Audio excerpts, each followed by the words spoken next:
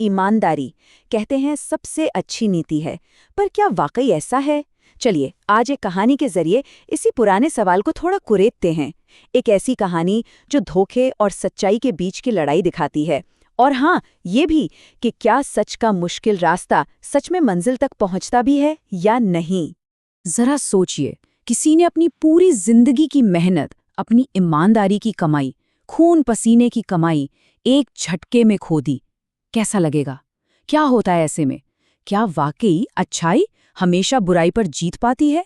आइए इस कहानी के किरदारों से मिलते हैं और इस सवाल का जवाब ढूंढते हैं। तो कहानी की शुरुआत होती है एक बहुत ही मुश्किल समय से। हमारा हीरो है भूषण, एक मेहनती आदमी। लेकिन किस्मत देखिए, गांव में ऐसा भयानक सूखा पड़ा कि उसे अपना सब कुछ छोड़कर एक नई जिंदगी की तलाश में निकलना पड़ा। और देखिए, भूषण की कहानी सिर्फ उसकी नहीं है, ये उन लाखों लोगों की कहानी है जिन्हें हालात अपना घर-बार छोड़ने पर मजबूर कर देते हैं। उसका कोई बड़ा सपना नहीं था, बस इतना कि मेहनत करके 2 वक्त की रोटी मिल जाए और जिंदगी किसी तरह वापस पटरी पर आ जाए। तो एक नए गांव में भटकते भटकते उसकी तलाश जगत सेठ के यहाँ आकर खत्म हुई। काम आसान तो बिल्कुल नहीं था, जानवरों की देखभाल, साफ सफाई, सब कुछ। लेकिन बदले में उससे वो मिला जिसकी उसे उस वक्त सबसे ज्यादा जरूरत थी, सिर पर छत और 2 वक्त का खाना। आप कह सकते हैं ये उसके लिए एक नई उम्मीद की किरण थी। तो चलिए अब देखते हैं कि जब मेहनत और ईमानदारी का बीज बोया जाता है ना, तो उसका फल कैसा मिलता है। कहानी अब उस मोड़ पर आ गई है जहां भूषण की लगन उसकी किस्मत को बदलने वाली थी। और हाँ, भूषण की मेहनत बेकार नहीं गई।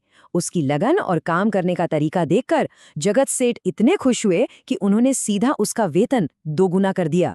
मतलब इस कहानी में सच्ची मेहनत की पहचान भी है और कद्र भी।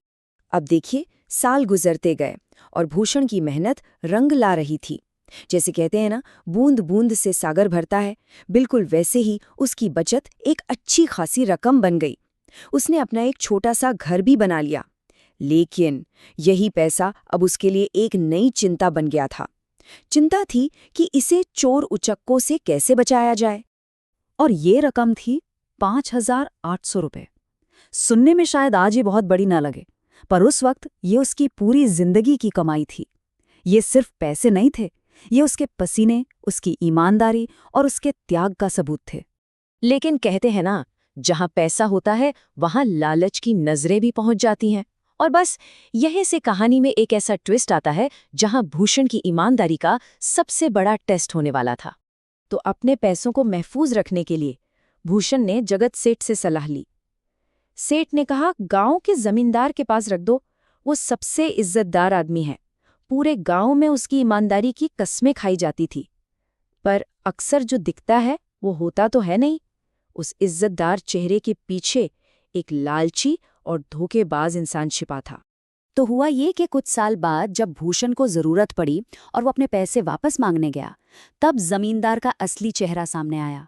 उसने न सिर्फ पैसे देने से साफ मना कर दिया, बल्कि उल्टा चोर कोतवाल को डांटे वाली बात हो गई, भूषण को ही धोखेबाज बना दिया।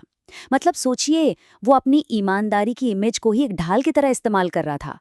भूषण ने जब अपने हक के लिए गिड़गिड़ाना शुरू किया तो जमींदार ने अपनी सारी हदें पार कर दी। उसने भूषण को बेरहमी से पिटवाया। ये भूषण की जिंदगी का शायद सबसे बुरा दिन था।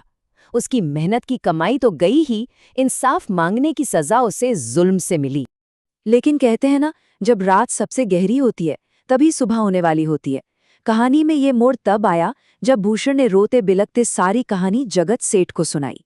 और सेठ जी वो सिर्फ एक कारोबारी नहीं थे, एक समझदार इंसान भी थे। उन्होंने फैसला किया कि वो भूषण को इंसाफ दिलाकर रहेंगे।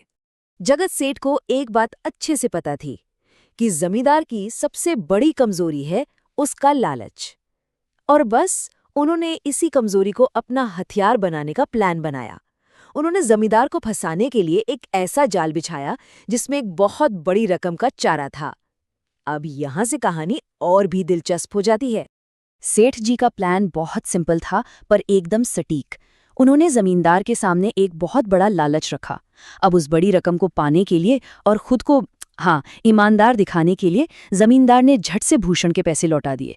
और जैसे ही उसने पैसे लौटाए, ठीक उसी पल सेठ जी ने अपना पासा पलट दिया और अपना बड़ा वाला ऑफर वापस ले लिया। और इस एक मास्टर स्ट्रोक के साथ कहानी अपने अंजाम पर पहुंचती है, जहां इंसाफ का तराजू वापस सही जगह पर आ जाता है। और यही हमें इस कहानी का सबसे बड़ा सबक भी मिलता है। तो आखिर में हिसाब क्या बैठा? भूषण, उसे अपनी मेहनत की पाई पाई वापस मिल गई, और जमींदार, उसने न सिर्फ भूषण के पैसे वापस किए बल्कि अपने लालच के चक्कर में एक बहुत बड़ा मौका भी हाथ से गंवा दिया। जगत सेठ की ये शब्द कह सकते हैं पूरी कहानी का निचोड़ है।